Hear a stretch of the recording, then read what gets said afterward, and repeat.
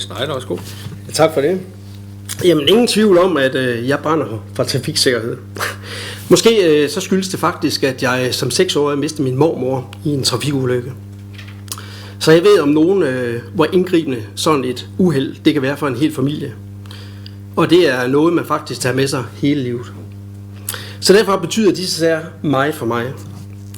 Vi skal derfor i dag godkende de næste års trafikprojekt. Siden sidst der er der tiltrådt et nyt byråd, og et nyt teknik- og miljøudvalg har sammen med forvaltningen været inde og kigge over disse prioriteringer. Det er udvalgt fra nogle kriterier, og det mener jeg er vigtigt, så vi får prioriteret de steder i kommunen, hvor det kan gøre en stor forskel. I sidste byrådsperiode, der talte vi blandt andet om rundkørslen nede i Søndergade. Og lad mig være helt ærlig, det er et sted, hvor mange trafikanter ikke kan finde hoved eller hale i, hvordan man skal køre. Derfor er jeg glad for, at vi nu tager fat på den løsning og får etableret en rigtig mini-rundkørsel, der tvinger hastigheden ned og gør trafikken mere overskuelig. Det er synlige forbedringer. Det er noget, at vi borgere kommer til at mærke i hverdagen. Og det samme gælder selvfølgelig også for de projekter, der er i Hinnerup, Søften og i Hammel. Små og store løsninger, som skaber mere tryghed for børn, som bliver besagt på skoleveje, for vores cyklister og bilister til at færdes, og for helt almindelige familier. Og ja, projekterne de er blevet dyre med årene, men sådan er virkeligheden jo det her i anlægsprojekter. Men jeg mener faktisk, at vi får noget for pengene.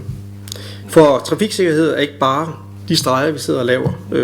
Det er konkrete forbedringer ude i vores kommune. Derfor glæder jeg mig også til, at der i ovenikøbet er penge til år, som det bliver nævnt, til projekter, så vi kan få endnu mere gennemført. Men der er en ting, der nærmer mig grænseløst. Projektet omkring skadeuheld er endnu ikke kommet i gang, fordi Regionens Hospital i Randers ikke vil medvirke. Og det frustrerer mig faktisk meget.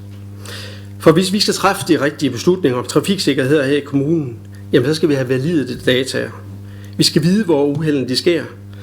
Også dem, som ikke bliver registreret af politiet. Så der synes jeg, at et samlet udvalg skal sende et brev til regionen og opfordre dem til at være medvirkende til, at vi kan få de data tilvejebragt. Så det håber jeg, at vi kan kigge på et udvalgsmøde og sende som signal. Og til sidst så vil jeg faktisk sige tak for samarbejdet i teknik og miljø og med forvaltningen. For det tyder jo på her, at vi kan få et godt og konstruktivt samarbejde i denne periode. Og det tror jeg, det faktisk er vigtigt, at vi skaber synlighed og forbedringer for vores borgere i kommunen. Tak for ordet. Tak.